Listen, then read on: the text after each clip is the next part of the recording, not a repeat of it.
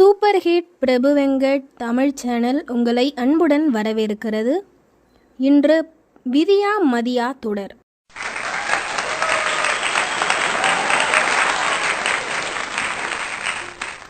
வணக்கம், உங்கள் super hit பிரபு வெங்கட் பேசுகிறேன். விதியா மதியா தொடரில் இன்றைக்கி கடவுளே கதியா ஜோதிடமே விதியாங்கிற தலைப்பில் நம்ம பேசுகிறோம்.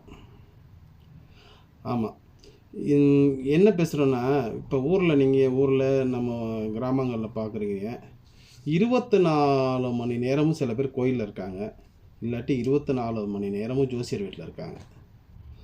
ஏதாவது ஒரு சின்ன விஷயம்னா கூட உடனே ஜோசியர் வீட்டுக்கு, ஆமாம் ஜோசியர் வீட்டுக்கு ஜாதக நோட்டை எடுத்துகிட்டு அலைகிறாங்க. ஏதாவது ஒரு சின்ன மனசு கஷ்டம் வந்தாலும் திடீர்னு 24 மணி நேரமும் கோயிலில் போயிட்டு விளக்கு போட்டுட்ருக்காங்க. இந்த வக்கர கிரகங்கள் இல்லாதவங்க இந்த வக்கரமான கோயிலுக்கு போயிட்டு ரொமான்ஸ் பண்ணும்போது கூட வக்கரமாக ரொமான்ஸ் பண்ணுறாங்க. சரிங்களா? கடவுளே கதி கிடையாது. கடவுளுங்கிற ஒரு விஷயம் என்னென்னா, எல்லா நேரமும் போகிறதுக்கோ எல்லா நேரமும் வர்றதுக்கோ கடவுள் நமக்கு அனுமதி கொடுத்துருந்தாலும் பெரியவங்க சொன்னாலும் அது 100% சக்ஸஸ் இல்லை. உன்னுடைய நல்ல நேரத்தில் உன்னோட பட்சி வளர்க்கும்போது ஒரு இறை தலத்துக்கு நீ போயிட்டு நீ வீட்டுக்கு வரும்போது அது சிறப்பான பலனை தருது. அந்த பட்சி நீங்கள் கொண்டு வரும்போது அது நின்று வேலை செய்யுது. அடிக்கடி நீங்கள் கோயிலுக்கு போயிட்டு இருக்கும்போது அது கேன்சல் ஆகிக்கிட்டே இருக்கும், க்ளோஸ் ஆகிட்டு இருக்கும், அந்த பவர் நிற்காது. அப்போ ஒரு மனிதனுக்கு ஜாதகப்படியே யோகி கோயில் இருக்குது, திதி கோயில் இருக்குது, ராசி கோயில் இருக்குது, அவயோகி கோயிலும் இருக்குது. முதல்ல உன்னுடைய யோகி கோயிலையும் நீங்கள் தெரிஞ்சுக்கிங்க, உங்களோட அவயோகி கோயிலையும் தெரிஞ்சுக்கிங்க. உங்கள் யோகி கோயிலுக்கு நீங்கள் போகும்போது அந்த இடத்துல இந்த யோகி உங்கள் பின்னாடியே எழுந்திரிச்சு வந்துட மாட்டார். அந்த இடத்துல இருக்கும்போது நீங்கள் உங்களுடைய தாரை ஓரை படுபட்சி இல்லாத நாள் எல்லா விஷயங்களையும் கலந்து எடுத்துக்கிட்டு உங்கள் பவர்ஃபுல் டைமில் நாங்கள் இருந்து அந்த கோயிலில் அந்த இடத்துல இருந்து என்ன சாஸ்திர முறைப்படி அர்ச்சனையோ அபிஷேகமோ செஞ்சுட்டு கொஞ்ச நேரம் இருந்துட்டு வெளியில் வந்து அன்னதானங்கள்லாம் பண்ணிவிட்டு ஒரு நல்ல நேரத்தில் உங்களுக்கு பட்சி தெரியல, தாரை தெரியலன்னா ஓரையாவது தெரிஞ்சு வச்சுக்கிங்க. ஜோதிடம் கூடுமான வரைக்கும் கேட்குறவங்களுக்கு தெரியும். அந்த நேரத்தில் நீங்கள் உங்கள் வீட்டுக்கு வந்துடுங்க. ஆமாம், யோகி கோயிலுக்கு போங்க, அவயோகி கோயிலுக்கு போகவே வேணாம். நமக்கு அவயோகியும் தெரிஞ்ச பிறகு அந்த கோயிலுக்கு ஏன் போகிறீங்க? அவயோகி கோயிலுக்கு போனால் அங்கே உள்ள கதிர்வீச்சு என்ன பண்ணணும்னா உங்களுடைய சிந்தனையை மாற்றி உங்களுடைய சிரமங்களை கொடுத்து உங்களை நஷ்டப்படுத்தும். புரியுதுங்களா? கோவில் ஒரு உதாரணம் சொல்கிறேன். எனக்கு ஒரு 18-20 வருஷத்துக்கு முன்னாடி தெரிஞ்ச ஒருத்தவங்க வந்தாங்க. அவங்கள ஹஸ்பண்ட் அண்ட் ஒய்ஃபு திருப்பதி போனாங்க. திருப்பதியில் போகும்போது கணவனுக்கு மனைவிக்கு கருத்து வேறுபாடு வருது.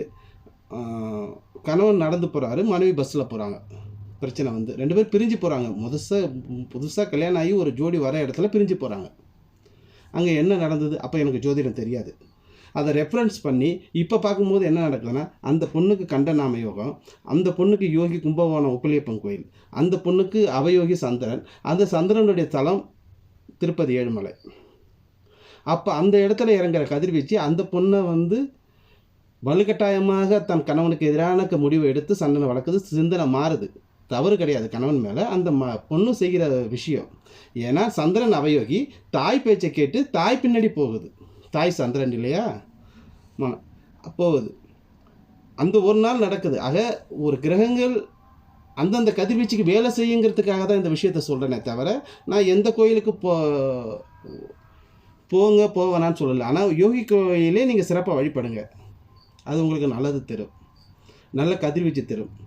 இப்போ ஜோதிடங்கிறது கதிர்வீச்சுங்கிறது நமக்கு பிரித்து வச்சுக்கிட்டு பெரியவங்க என்ன சொன்னாங்கன்னா, ஜோதிடங்கிறது பஞ்சாங்கம், 5 அங்கங்களா சூரியனும் சந்திரனுடைய தூரத்தை விவரித்து தான் அந்த ஜோதிடம் சொல்லப்படுது.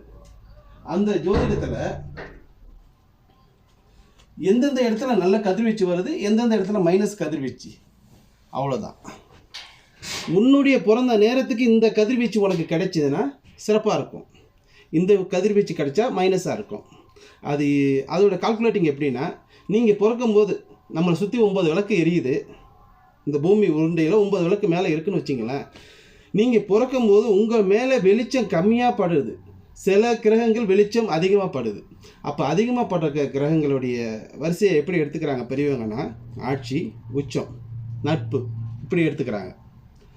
கம்மியாக படுறது என்ன செய்ய, கம்மியாக படுற வெளிச்சம் கதிர்வீச்சு நீங்கள் பிறக்கும்போது கம்மியாக குறைவாக வெளிச்சம் படுதுன்னா நீச்சம், பகை, கர்மம் இப்படி எடுத்துக்கிறாங்க. அதுபோல் 24 மணி நேரமும் கோவிலுன்னு அலையெல்லாம் வேணாம். உங்களுக்கு தெரிஞ்சவங்க யாராவது பாருங்களேன், கோவில்னு சொல்லிட்டு போகிறவங்களுக்கு எல்லாம் சோதனையும் சிரமங்களும் தான் வருது. எனக்கு தெரிஞ்ச ஒருத்தருடைய மிகப்பெரிய ஒரு மனிதர், அவர் 24 மணி நேரமும் சாமியை கும்பிட்றவர் தான். ஆனால் அவருக்கு ஏற்பட்ட கஷ்டத்தை நினச்சி பார்த்தா எனக்கு மனசு வலிக்குது. ஆமாம், அவருக்கு அந்த கடவுள் அருள் கொடுத்துருக்கலாம், இல்லை கடவுள் அந்த விஷயத்த சொல்லியிருக்கலாம், அவரை நிம்மதியாக வச்சுருந்துருக்கலாம். இறைவனையே நம்பிக்கிட்டு இருந்த ஒரு மனிதனை அவமானங்களெல்லாம் சுமக்க வச்சுது. அதனால் எந்த கோவிலை கண்டாலும் சூடம் கொளுத்த வேணாம், எந்த கோவிலை கண்டாலும் சாமி கும்பிட்றது இதையே வேலையெல்லாம் வச்சுக்க வேணாம். உங்களுக்கு என்ன திதி சூன்யமோ, உங்களுக்கு என்ன ராசியான கோவிலோ, உங்களுக்கு என்ன யோகி கோயிலோ, உங்களுக்கு என்ன கருணநாதன் கோயிலோ, உங்கள் குலதெய்வம் கோயிலோ, அதோட இப்போ நிறுத்திக்கிறதே நல்லது. நேரம் கிடைக்கிது, இதை சுற்றி பார்க்கணும், அதை சுற்றி பார்க்கணும், அந்த கோயிலுக்கு போகணும், இந்த கோயிலுக்கு போகணுன்னெலாம் அலைய வேணாம். சரிங்களா? எப்படி எந்த காலத்தில் இந்த ஜாதக மூட்டையை தூக்கிட்டு அலைகிறவங்களும் இந்த கோவில்னு அலைகிறவங்களும் ஒரு 100% சந்தோஷங்களை அனுபவிச்ச மாதிரி எனக்கு தெரியல. அளவாக செய்கிறவங்க அனுபவிச்சிடுறாங்க.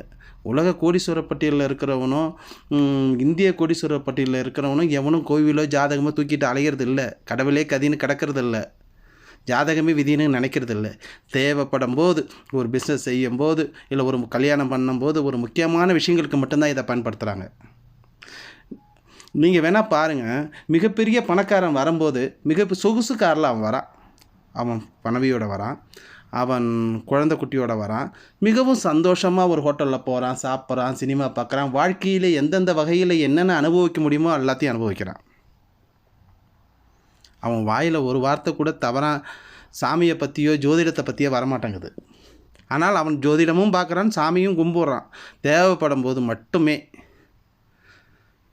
ஆனால் 24 மணி நேரமும் பஞ்சாட்சரம் சொல்கிற ஒரு மனுஷனை பார்த்தா சாப்பாட்டுக்கும் பொருளாதாரத்துலேயும் ரொம்ப நலிஞ்ச நிலைமையில் தான் இருக்கான். என்ன காரணம்? இப்போ பஞ்சாட்சரத்தில் சொல்லப்படுகிற அந்த வார்த்தைகளை எல்லாரும் பயன்படுத்த வேணாம். சரிங்களா? ஏன்னா உங்கள் பட்சிக்கு உள்ள ஒரு வார்த்தை இருக்கும் பார்த்தீங்களா, அந்த வார்த்தையை முன்னாடி வைக்கணும், ஃபஸ்ட்டு வைக்கணும், பின்னாடி மீதி அச்சரங்களை வச்சு தான் சொல்லணும். அதுதான் அது உள்ள முறையே. வளர்ப்பிறை பகலில் ஒரு பஞ்சாட்சரம், வளர்ப்பிறை இரவில் ஒரு பஞ்சாட்சரம், தேய்பிறை பகல் வேறு ஒரு பஞ்சாட்சரம், தேய்பிறை இரவில் ஒரு பஞ்சாட்சரம். அந்த விஷயங்களை நம்ம சொல்ல வேணாம். பட்டு இது நல்லா பிறந்தவன், நீங்கள் இதை சொல்லாமல் இருந்தாலே நீங்கள் நல்லா இருந்துருவீங்க. இந்த அட்சரங்களை சொல்லாமல் சாமியை கும்பிட்டுட்டு வாங்க, சல்யூட் அடிச்சுட்டு வாங்க, போதும். உங்களுடைய பவர்ஃபுல் நேரத்தில் போங்க, உங்களுடைய நல்ல நேரத்தில் போங்க கோயிலுக்கு, உங்களுக்கு நல்லதே நடக்கும். ஆனால் கோயிலுக்கு அடிக்கடி போகிறதே நிறுத்திக்கிங்க. சரிங்களா? ஆனாலும் இந்த ஜோதிட துறையில் எல்லா யோகமும், எல்லா லாபமும், எல்லா கிரகங்களும் சிறப்பாக இருக்கும். தீதி சூனியம் இருக்காது. அவன் சூப்பரான ஜாதகமாக இருக்குது, எந்த ஜோசியர்கிட்ட பார்த்தாலும் சொல்லுவாங்க நல்லா இருக்குங்க, உங்களுக்கு சூப்பராக இருக்குங்க. ஆனால் அவனை கேட்டால் இல்லையே, எனக்கு சிரமமாக தான் இருக்குது, எனக்கு கஷ்டமாக தான் இருக்குதுன்னு சொல்லுவாங்க. அது காரணம் அவங்களுடைய நட்சத்திர பட்சி ஒருவேளை படுபட்சியாக இருந்தாலும் இந்த மாதிரியான சோதனைகள் நடக்கும். அப்போ அவங்களுக்காக மட்டும் ஒரு அட்சரம் நான் சொல்கிறேன். படுபட்சியில் பிறந்த வளர்பிறையிலையோ தேய்பிறையிலையோ நீங்கள் படுபட்சியில் பிறந்திருந்தால் ஓம் சிவாய நமங்கிற வார்த்தையை நீங்கள் சொல்லுங்கள், உங்கள் வாழ்க்கை சிறப்பாக இருக்கும். மீதி யாரும் படுபட்சியில் பிறக்காத யாரும் எந்த ஒரு அட்சரமும் சொல்ல வேண்டாம், உங்கள் வாழ்க்கை சிறப்பாக இருக்கும்.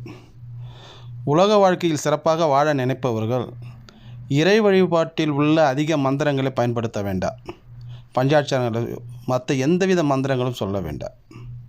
யாருக்கும் தீங்கு செய்யாமல் யாருக்கு எந்த நம்பிக்கை துரோகம் செய்யாமல் முடிந்தவரை உங்களால் நீங்கள் உதவி செய்து கொண்டு வரும்போது உங்கள் வாழ்க்கை பொருளாதார ரீதியாகவும் இல்லற வாழ்க்கை சம்பந்தமாகவும் உங்கள் குழந்தைகள் சம்பந்தமாகவும் வாழ்க்கை சிறப்பாகவே இருக்கும். நன்றி, வணக்கம்.